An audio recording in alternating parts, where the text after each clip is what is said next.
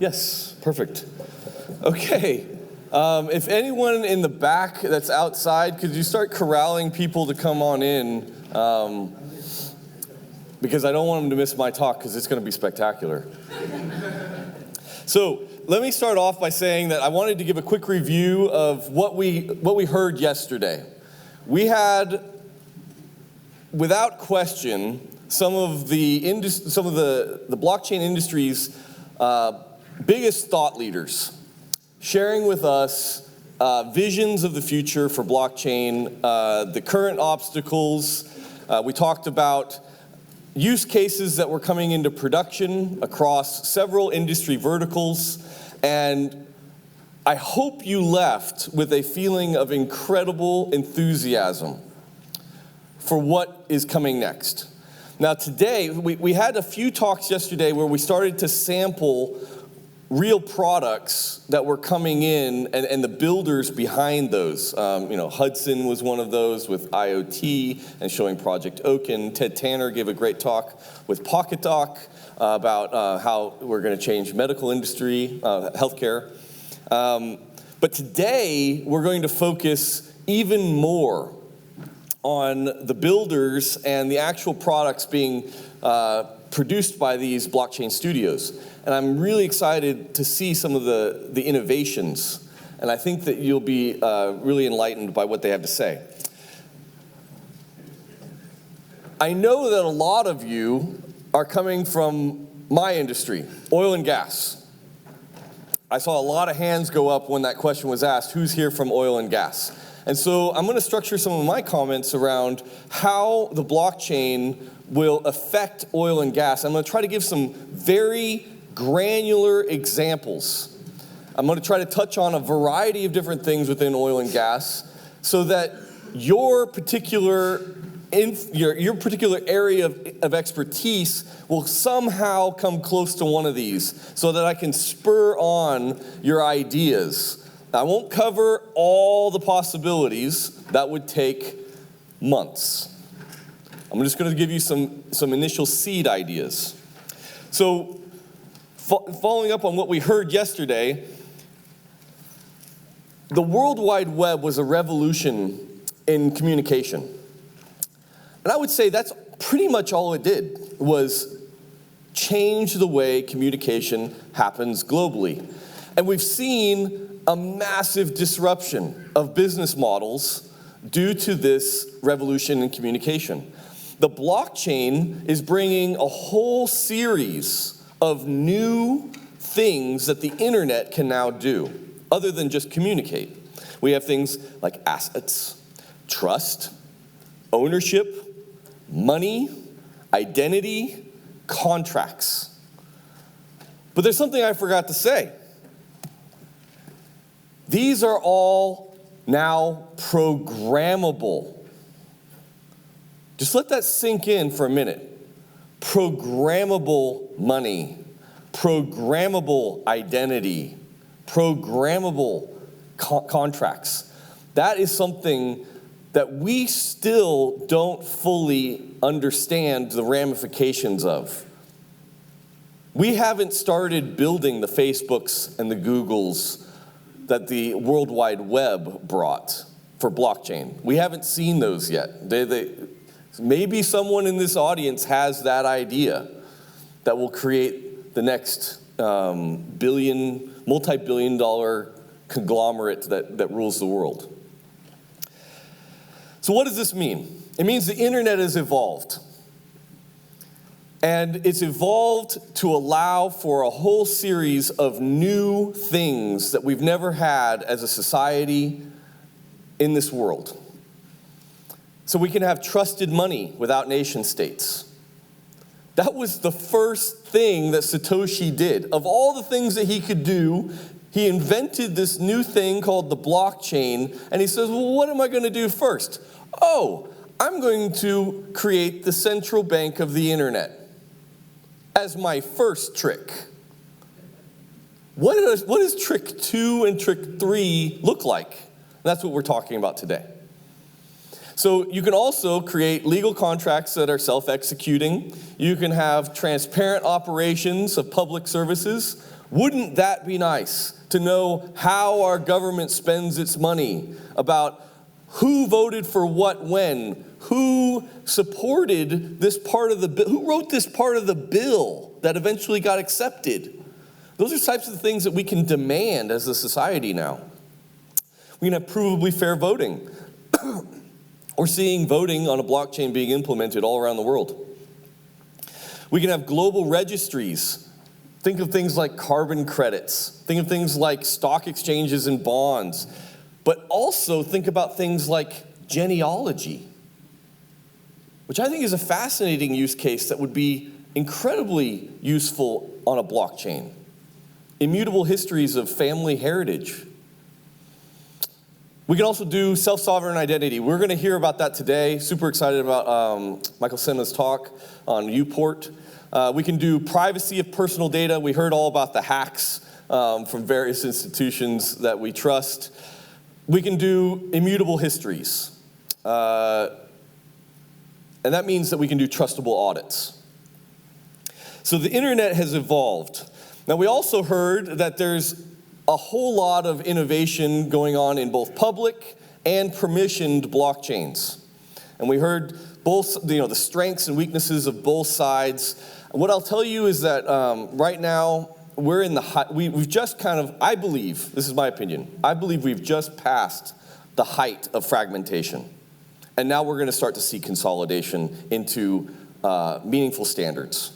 We're starting to see that movement. I've been in the conversations with many of the thought leaders that we heard from yesterday, where we're trying to come to agreement and find places of collaboration amongst the different platforms. And that's really exciting. And we're going to start to see the emergence of these standard protocols that can interoperate. And that'll evolve over time. If anyone's actually interested in how the interplay between public and private blockchains might work, I wrote a blog post on Medium. You're welcome to go read it. It just shares some of those ideas. But so this wasn't actually going to be part of my talk. I wrote this last night, some pieces of this last night. Many of you may know that I recently resigned from my position at BHP Billiton. And have now taken a new role, more focused in the ecosystem of blockchains. So I want to give you some examples about how this technology is going to transform the oil and gas industry. And I know most of you expect me to talk about the project that I built at BHP, which is related to provenance and supply chains, but I'm not going to. I think supply chains have already now been established as a concrete use case for blockchains. There's no question. We've seen examples from Maersk, Mercuria, Walmart, and a host of others, pharmaceutical companies. Everyone now realizes that blockchains do supply chains really well. So let's talk about new things. First of all, when does a blockchain make sense?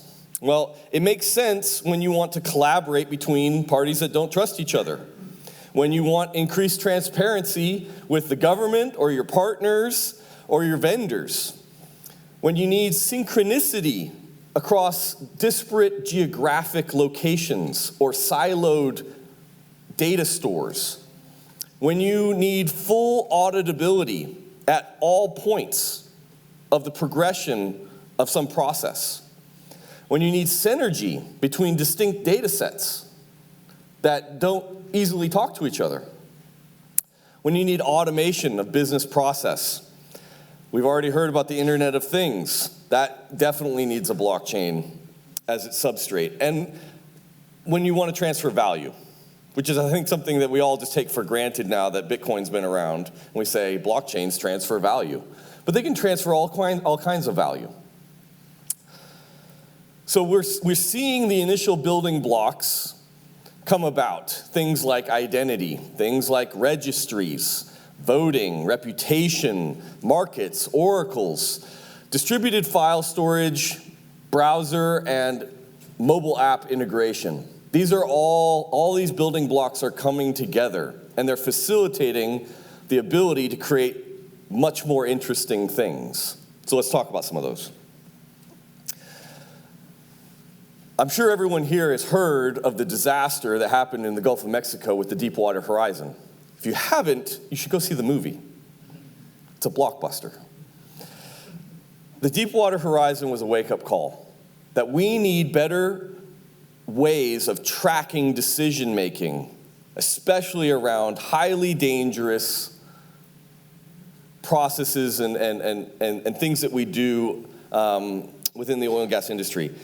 We need to be able to show categorically that people signed approvals for certain decisions at critical times. Now, I'm not sure whether you're aware of this, but after the Deepwater Horizon event, regulators had to sift through mountains of emails and text messages that took them weeks and months to decipher who was the approving party for what thing at what time, trying to find culpability. Did anyone do anything wrong? If we were to put decision-making, digital signatures, approval processes onto a blockchain, this would all become much more simple. We could have real-time engagement with our partners. So BP wasn't the only one involved in drilling the Deepwater Horizon, with the Deepwater Horizon. They had partners. Anadarko was a partner. And there was one other that's eluding me right now. But those partners claimed that certain things they were not privy to certain decisions, and there's no provable way to show that a phone call had been made or a conversation in a meeting. But if we were to put these things on a blockchain, you could actually show an immutable audit of the progression of the decision making, and that would enable very rapid learning. It would allow people to quickly create new regulation that would prevent accidents like this from occurring again. Integrated access control. So we could take the same access, I'm sure everyone goes to work and they kind of scan a badge, right? Everyone's familiar with scanning a badge. But what I'm trying to illustrate here is that the same identity that you carry into the work site could be the same identity that you carry into your software environment. You don't need to have separate identities across the company. You can have one identity which allows you to do approvals on cost expenditures and also allows you to wield some piece of equipment that you have certification to use, some dangerous piece of equipment. So we can use the blockchain as access control for the entire suite of permissions that we need to create within a company.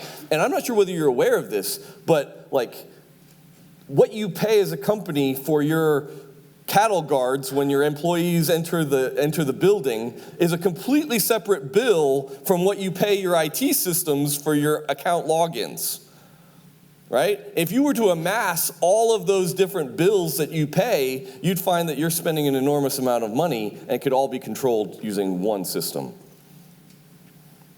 And I argue that it should be a blockchain. So for those of you that actually drill wells, if you look at onshore wells, they have an enormous amount of vendors that come in and participate in the full operation of the well. Sometimes above 30 vendors will participate in a single well.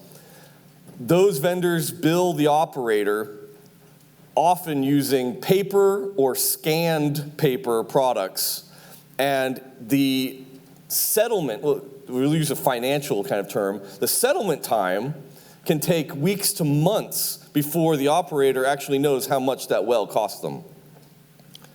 That's ridiculous. If we were to do this on a blockchain using vendors and operators together with billable transactions, you would start digital instead of having to go from paper to scan to then finally you have the input in a digital form in your database. Let's skip all of that initial manual input and get to the answer much quicker. So operators and vendors also have the need to hold large amounts of equipment. Sometimes there's an interesting piece here where the cost to be on site and drilling is so high that the small losses you take in holding spares and ready-to-use extra equipment just in case, that's in the noise compared to the cost of being on site and drilling. So what you often have is people that load up on all the things that might go wrong and hold them in reserve, and then afterwards, there can often be a time where they need to liquidate a lot of the surplus that they had, specialized drill pipe or valves that didn't get used, and oftentimes those have to be sold for scrap, like 5% of their value. And mostly it's because you can't guarantee why that particular tool or equipment, you can't say with a surety that not only who manufactured it, but that it hasn't been used or it hasn't been used inappropriately. And so you can't sell it on to another consumer to be used for the same purpose. And we could fix that with registries. If the actual manufacturers were saying, yes, I manufactured this product and so bought it, that person could then sell it on at 100% of its value rather than scrapping for 5% of its value.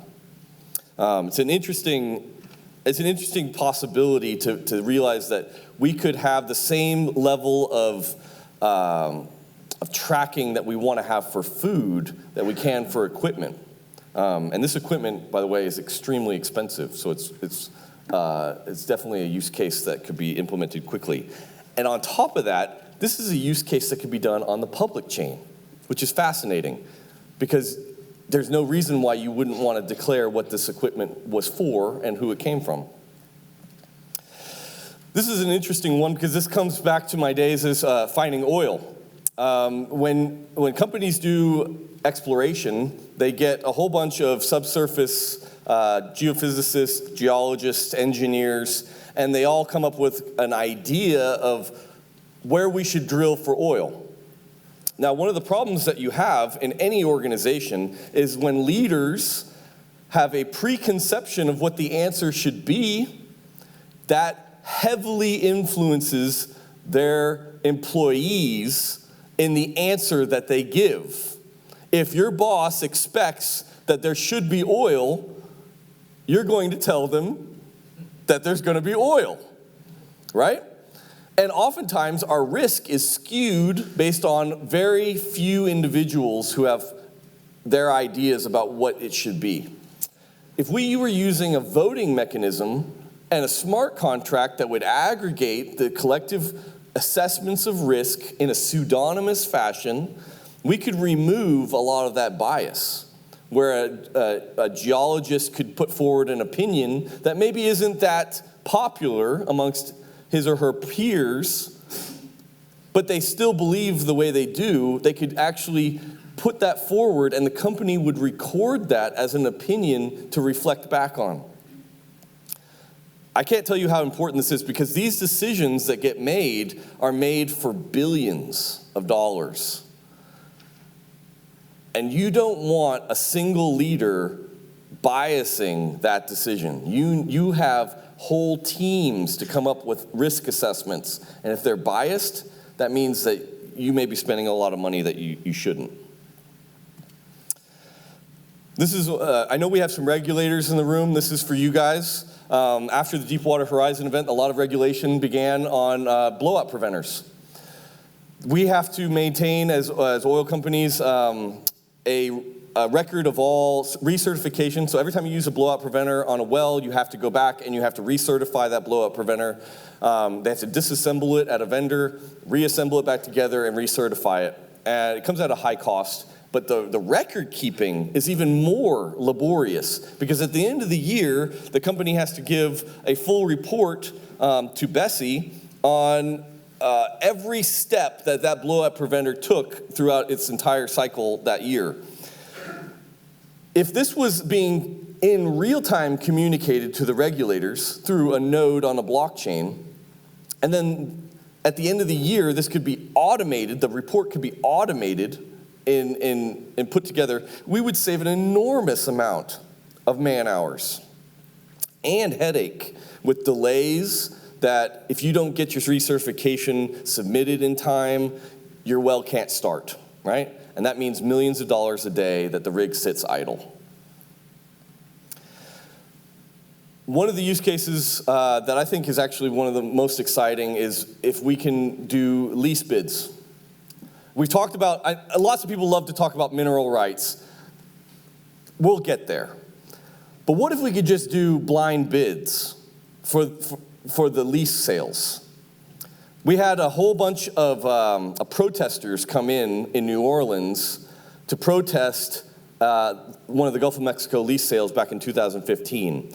Some of those protesters physically threatened the executives in the room. These were people, I mean, you have to get your mind in the right place. These executives, so as an operator, an oil company will send 2 or 3 different individuals on different flights to New Orleans with essentially a briefcase handcuffed to their hand that inside holds the lease bids for that sale, because they're going to offer hundreds of millions of dollars to the government to lease these mineral rights from the Gulf of Mexico.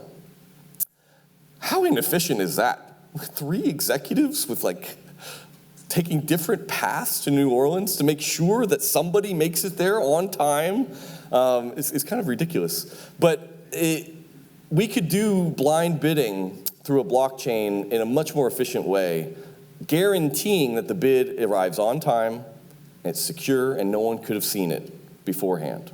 We can take away all the crazy bank vault type processes. I'm gonna go through this pretty quickly. I'm out of time.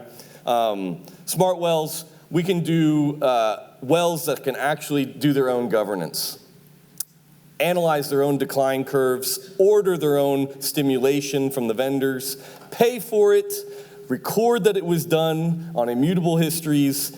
We could manage hundreds of wells using far fewer engineers, which means that we can allow those engineers to do more meaningful analysis rather than pedantic checking in on the well every day, right? We can use these people's time much more efficiently. I've given this example before. I wanted to touch on it. I'm out of time, so I would have you come and talk to me afterwards, but we can now do public regulatory reporting in a whole new way, which will save every company millions and millions of dollars. I would, if you're interested in this use case where we aggregate public data, I would encourage you to go watch a YouTube from a presentation I gave last year in Shanghai. But basically, this enables us to revolutionize the way that we report to the government in any industry on public regulatory information. And it will take a lot of the heavy lifting that companies have to do away and allow them to have more real-time interaction with their partners in the government. So with that, I'll conclude. This technology is going to change our industry tremendously. Everything from the upstream to the downstream. And I'm really, really excited to be on this journey with all of you. I hope to get to talk to everyone who's interested in building something like this inside their companies. And let's continue the conversation.